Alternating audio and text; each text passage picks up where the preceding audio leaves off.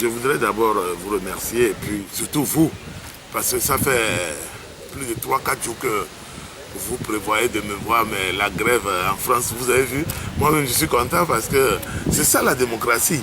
Les cheminots, les transports, c'est coincé, le président même se cherche, son gouvernement, Manuel Valls à la tête se cherche, c'est ça qu'on appelle la démocratie.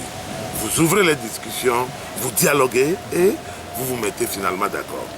Bon, et ceci dit, c'est vrai, peut-être que Faure Gnassingbé voulait me voir mort.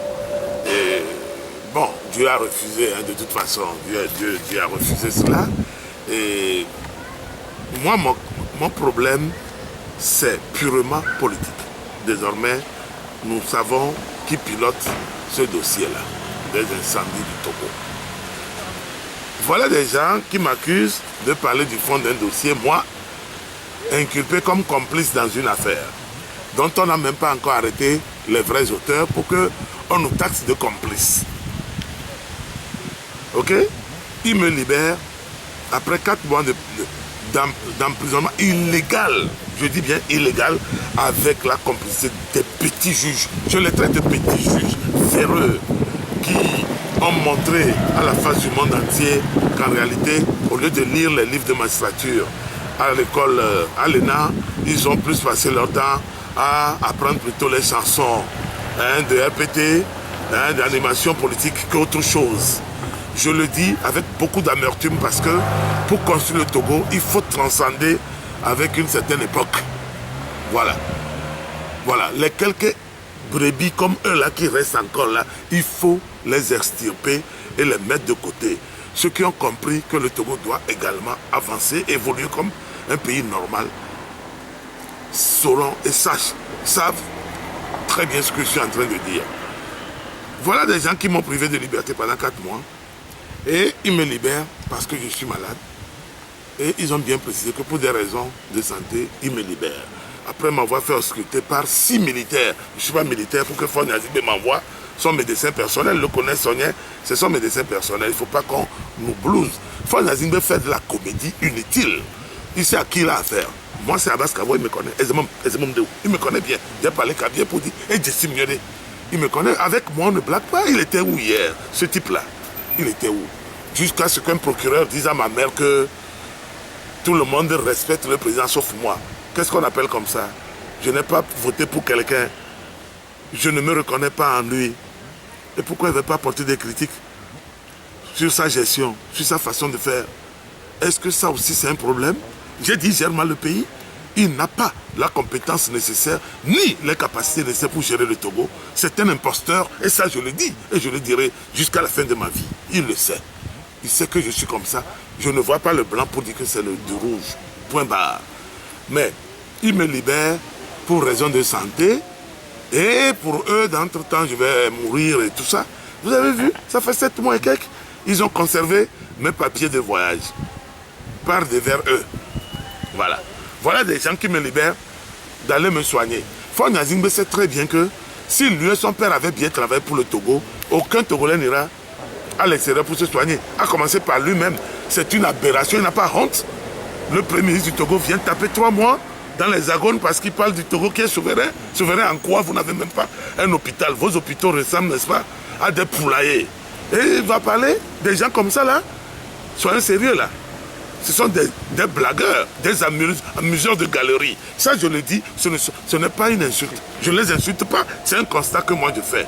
Eux aussi parlent un certain langage que j'accepte envers moi. Quand vous dites que quelqu'un fait de l'inceste avec ses filles, vous pensez que... Moi, je ne suis pas Gnassingbé. Dans ma famille, nous sommes très propres. Il n'y a pas de gêne de folie. Je le dis, il n'y a pas de gêne de folie. Il n'y a pas cette tendance à coucher avec ses sœurs ou bien avec les mères ou les femmes de papa. Dans ma famille, il n'y a pas ça. Ces gènes, il n'y en a pas. Voilà. On peut nous accuser d'autres choses. On peut me dire que, bon, voilà, M. Kavoa n'aime pas et tout ce qui est louche. Oui, sa forme me connaît pour ça. Voilà. Donc, finalement, ils ont vu que je ne mourrais pas. Et bien, oui, bon, la pression également hier. Et ils m'ont remis mes papiers d'aller me faire soigner avec... à chaque fois, ils font de la comédie que le juge doit nous donner des autorisations. C'est dans quel pays où on prend tous les opposants, on dit que oui, qu'ils ont brûlé les marchés. Et lui-même, il est content. On ne gère pas comme ça. On est au 21e siècle. Je crois qu'il a oublié hein, qu'on est au 21e siècle.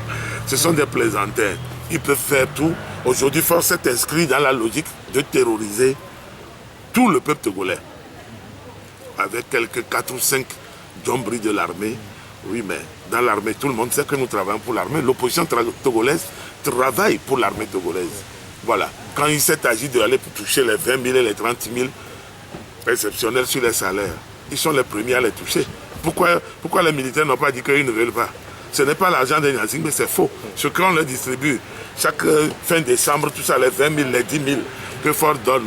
Moi, économiste, je ne vais jamais faire cette bêtise. Si je peux donner 10 000, 20 000 aux militaires, je préfère mettre ça sur leur salaire pour que ça améliore leur retraite de demain. Je ne vais pas vous donner comme ça, vous allez manger dans la bouche. Pourquoi? Si je suis un président bien élu, pourquoi je suis obligé de vous donner 10 000, 10 000 avec sac de riz et huile? Pourquoi? C'est qu'ils achètent les consciences. C'est là où je dis aujourd'hui que nos frères militaires aussi pêchent par naïveté ou par méconnaissance des règles qui régissent cela. Puisque c'est l'argent du Togo. Cet argent est affecté à faire autre chose. Ne serait-ce que les hôpitaux. On va améliorer un peu. Les écoles dont les toits coulent et tout. Là où il n'y a pas l'eau, on fait des forages. Bon voilà, on prend cet argent pour vous distribuer parce qu'il y a quelqu'un qui veut rester au pouvoir. Parce qu'il a fait un coup d'État, il est venu. Donc, il faut faire attention. Et partout, on dit que l'armée est républicaine. Elle est républicaine. En quoi? Je ne sais pas, c'est sur papier. C'est ça que nous voulons améliorer. Aujourd'hui, si ça arrange, ça s'arrange. Je crois que ce sont les militaires et les forces de sécurité qui seront les premiers bénéficiaires au Togo. Ça, je le dis et je le répéterai toujours. Seront les premiers bénéficiaires parce que personne ne travaille contre eux. Personne. Nous travaillons pour qu'eux, ils ouvrent les yeux. Pour savoir que pendant 50 ans, on les a trichés, on les a volés. C'est une seule famille. Voilà. Allez voir le camp hérité. Parce qu'il y a demain mort, il ne vit plus que le camp. C'est ça, l'insalubrité. C'est le camp hérité avec les puisards pleins, complètement débordés. C'est la saleté et tout. C'est ça? Non.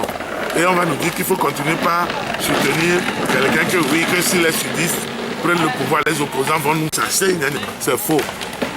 C'est devenu le fonds de commerce de fonds, mais il va partir, ce type-là. Voilà. De la même manière qu'il a pris le pouvoir dans des conditions floues où les Togolais ont versé leur sang pour qu'ils puissent venir s'asseoir, il partira de la même manière. Moi, je suis arrivé, je vais me soigner, je vais repartir. La lutte va continuer. Jusqu'à la tombe, ça va continuer. Parce que ce monsieur ne mérite pas d'être président du Togo. Voilà ce que j'ai voulu vous dire.